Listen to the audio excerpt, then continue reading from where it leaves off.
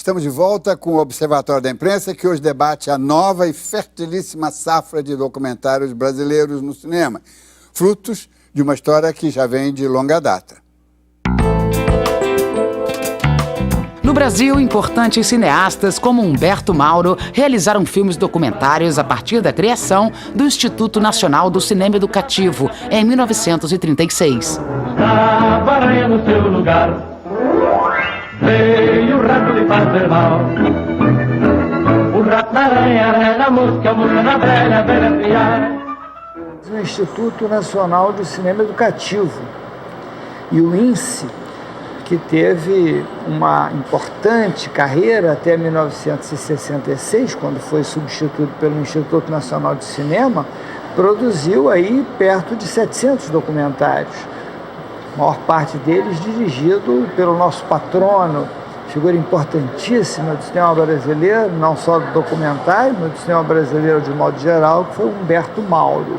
Na década de 60, a produção de documentários explorou a temática agrária. Produções como Viramundo, de Geraldo Sarno, retrataram os problemas do campo. O filme mostra a complexa adaptação dos migrantes nordestinos à cidade. São estes que, partindo das zonas agrárias mais atrasadas do país, põem-se em contato com as formas sociais e urbanas mais avançadas e racionais do Brasil. O cinema novo de Glauber Rocha também utilizou a linguagem do documentário. Recebo na praça pública o direito de governar o Maranhão, direito que me foi dado pela vontade soberana do povo. O cinema novo, um movimento importante que revolucionou esteticamente a expressão cinematográfica no Brasil, começou basicamente fazendo documentários. Glauber Rocha fez importantes documentários, Paulo César Sarraceni também, filmes como Arraial do Cabo, Joaquim Pedro de Andrade fez importantes documentários de curta-metragem, O Poeta do Castelo, Mestre de Apipucos, fez Garrincha, Alegria do Povo, um longa-metragem sobre o jogador Garrincha. Na década de 80, o documentário passa a ser mais analítico, um novo olhar sobre a realidade. Nesta fase, destaca-se Eduardo Coutinho, com Cabra Marcado para Morrer, de 84, um filme que começou a rodar 20 anos antes e que hoje é um marco do doc no Brasil. E seu realizador, um dos mais importantes do gênero. 35 dias depois do início da filmagem, no dia 1º de abril, o trabalho foi interrompido pelo movimento militar de 64. Apenas 40% do roteiro tinham sido rodados. Nos anos 90, João Moreira Salles surpreende o público com Notícias de uma Guerra Particular, de 1999, com a parceria de Katia Lund. Vem um de AR-15 e outro de 12 na mão, vem mais outro de pistola escoltando um tamborão. Esse rap é maneiro, eu digo pra vocês, quem são aqueles caras tão de M16. Dois cineastas tiveram papéis muito importantes nessa criação, né? Ajudar a estabelecer essa tendência e a fortalecer o documentário institucionalmente no Brasil. É o João Moreira Salles, que filmou alguns documentários importantes, muitos começando na televisão, e ele também, como produtor, produzindo o Eduardo Coutinho, que fez, por exemplo, o Edifício Master, também se tornou um grande sucesso de público e de crítica. Um grande sucesso, com um pouco mais de 80 mil espectadores. Na época, para o ano em que ele foi lançado, ele foi um fenômeno. Ladrão pobre, roubando de pobre, ladrão rico roubando de pobre, é gente roubando de gente, aquela coisa toda. O pessoal acha normal, por que se eu fazer programa é anormal? Vicente Ferraz, eu queria que você falasse um pouquinho sobre o seu... Justamente não falamos em você, porque você estaria presente aqui, sobre esse filme, esse metacinema que você fez, que é o Mamute Siberiano, né? Que é um achado, né? Quer dizer, é um filme sobre um filme. Eu acho que tem alguns projetos que você entra nesses projetos com uma relação extremamente pessoal, né? E eu vivi em Cuba nos anos 80. Nessa época eu tinha um interesse muito particular pelo cinema pós-stalinista, né, cinema do degelo, né? E eu era muito ligado ao trabalho do Kalatozov. E um dia eu vejo aquele que o Kalatozov fez um filme chamado Yakuba, né? E eu vou no dicionário de realizadores, eu vejo o filme realizado em Cuba, eu achei estranhíssimo aquilo ali. Não, foi difícil encontrar uma cópia, vi a cópia do filme, eu falei, caramba, o que é isso, né? Ou seja, duas coisas que não se pegavam, né? Ou seja, aquela estética, o realismo socialista no Caribe, né? E eu vi o filme e fiquei com esse filme na cabeça. Aí passou muitos anos, eu voltei a Cuba para dar aula lá nessa escola de cinema. E eu, no primeiro dia, encontrei o roteirista do filme, que é um grande amigo meu. Eu perguntei para ele, eu falei, Henrique, você sabe que descobriram o filme foi relançado nos Estados Unidos, essa coisa toda? Ele falou, eu sei, o diretor da cinematografia cubana sabe, mas Ninguém mais sabe. Aí eu tinha um grupo de alunos, eu cheguei assim, eu propus aos alunos um projeto bastante modesto, que era uma prática de cinema documentário. Eu falei, olha, tem esse filme, tem essa história, e vamos tentar ir atrás disso. E pouco a pouco, assim como um grande novelo de lã, essa história foi desabrochando, né? E eu acho o seguinte, eu acho que de uma boa parte, consciente e inconsciente, eu tinha uma referência muito grande, assim, eu acho que é uma pretensão falar isso, mas o filme que eu tinha uma referência era o Cabra Marcado para Morrer. Ou seja, porque eu vejo o Cabra Marcado para Morrer, ele é muito ligado a um projeto definitivo na vida do Coutinho. Estava intimamente ligado à história dele, né? E, de outra maneira, o Mamute era quase como foi uma prestação de conta minha com aquele passado que eu tinha vivido, aqueles anos que eu tinha vivido, aquele interesse por aquele cinema, né? Escorel, com relação a você, tem aí, desculpe fazer elogio em corpo presente. Corpo presente, aliás, é melhor que se faça, né?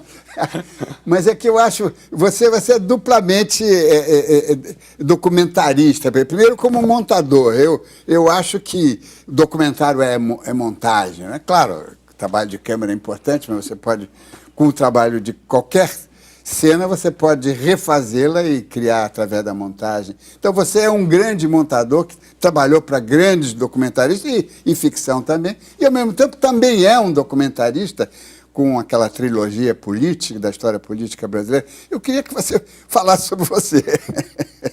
Bom, eu estou, no momento, concluindo a continuação dessa trilogia a qual você se referiu, que é uma série dentro da série dedicada aos anos do Estado Novo. São 5 documentários de 50 minutos sobre o Estado Novo, o período de 37 a 45, da ditadura do Getúlio. E é um projeto muito antigo, nós começamos a realizar em 1990, com um programa sobre a Revolução de 30, e que pretendemos continuar, quer dizer, se chegarmos lá. Levamos esses anos todos para chegar no final do Estado Novo, mas, se for possível, pretendemos continuar essa série, tratando agora já do segundo governo Getúlio, suicídio... Sim, e a reação das novas gerações, não é? A gente tem tido... essa série ela começou a ser exibida na antiga TV Manchete ainda, é uma coisa hoje em dia difícil, uma emissora de sinal aberto dessas exibindo documentário. Já foi exibido em várias emissoras, no Sesc, na Cultura, já foi distribuído 2 vezes em DVD. São documentários que têm uma relativa penetração, e a gente sente que eles têm um poder de revelação muito grande, porque essa história da década de 30, da década de 40, realmente, por incrível que pareça, ainda é muito... Mas o material que você usa é material de arquivo, imagens? Pesquisado no exterior, muitas delas, nos Estados Unidos, na Alemanha, na França, tem uma quantidade de material inédito muito grande. E o Vocação do Poder?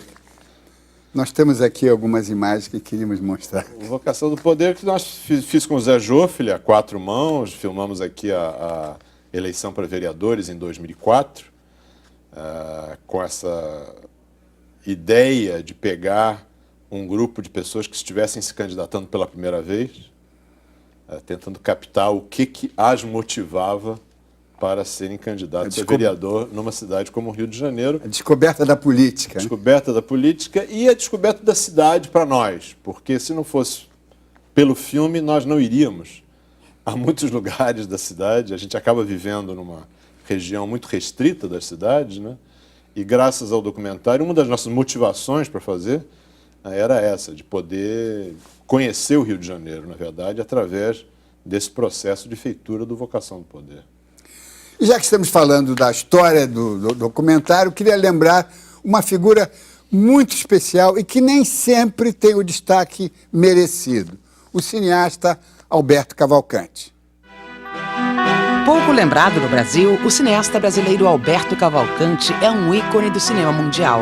Foi cenógrafo, produtor, técnico de som e diretor.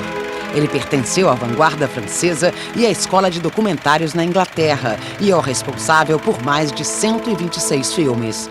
Nasceu no Rio em 1897, mas foi em Paris, em 1926, que ele estreou como diretor em Les Trains sans Yeux. Com o filme Rien que les heures, ele transpôs para as telas a crua realidade das ruas parisienses na época. Um documentário social sobre a falta de trabalho e a vida em lugares miseráveis.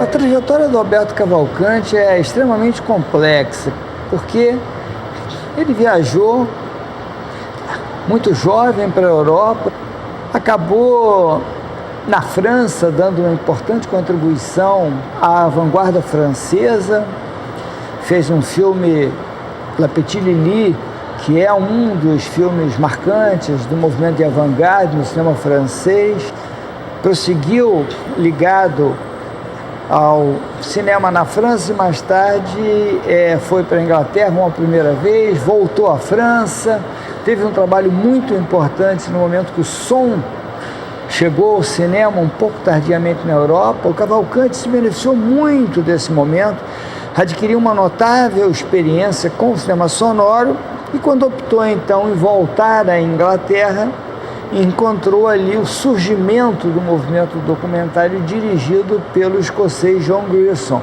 e pôde então dar uma fabulosa contribuição. Em sua obra destacam-se produções como Night Mail, de John Grierson, em que trabalhou como diretor de som, e Coal Face, sobre a vida dos trabalhadores nas minas de carvão. Neste filme, Cavalcanti foi o diretor.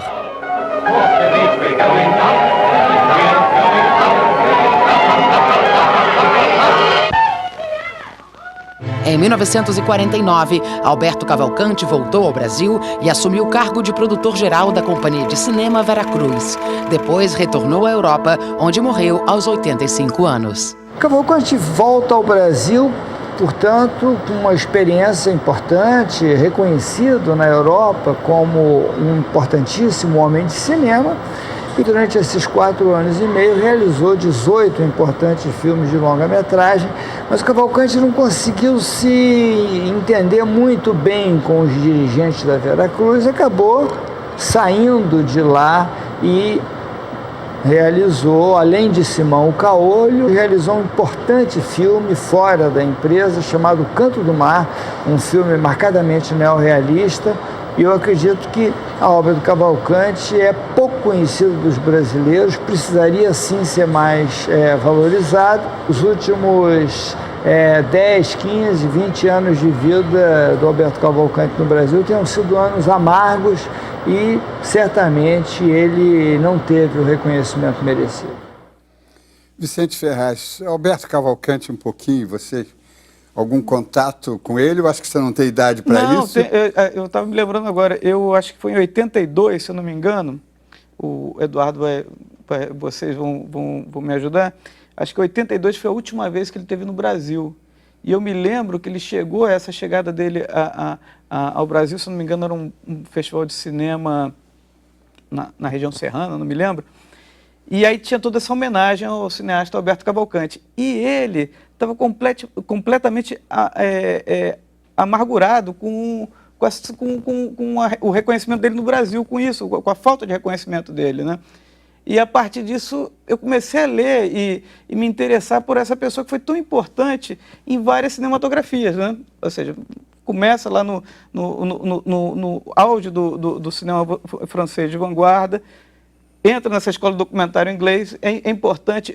Um exemplo que eu acho que é fundamental, eu sempre quando penso numa ideia, né? Ou seja, vamos pensar numa ideia de fazer um filme, um documentário, principalmente. Eu lembro muito do Night Mail, né? Que ele vai, para explicar toda a história do sistema postal em inglês, ele pega uma carta, né? Então, eu acho uma boa maneira, uma boa estratégia de você, através de um elemento, contar uma história tão ampla, né? Eu acho que, por exemplo, no caso do Soy Cuba, eu acho que com a história da aventura de um filme, eu queria falar muita coisa, né? Que estava engasgado. Eduardo, você Eu conheci o Cavalcante quando ele voltou ao Brasil entre o final de 75 e 76. Tive com ele várias vezes e tive até a oportunidade de conversar com ele sobre o primeiro filme de ficção que eu fiz, o Lição de Amor. Ele foi ao Festival de Gramado e tive com ele muitas vezes nessa ocasião. E hoje em dia, nos cursos que eu dou, eu não deixo de exibir para os meus alunos um filme que vocês exibiram agora, um pequeno trecho, Nada Além das Horas, que é realmente um filme notável de 1926, um filme belíssimo. Francês. E além de muitos outros filmes, mas a obra dele, como foi comentado, de fato é de difícil acesso, quer dizer, a quantidade de coisas que ele fez, obter cópias, poder ver o conjunto da produção dele, infelizmente, é muito difícil.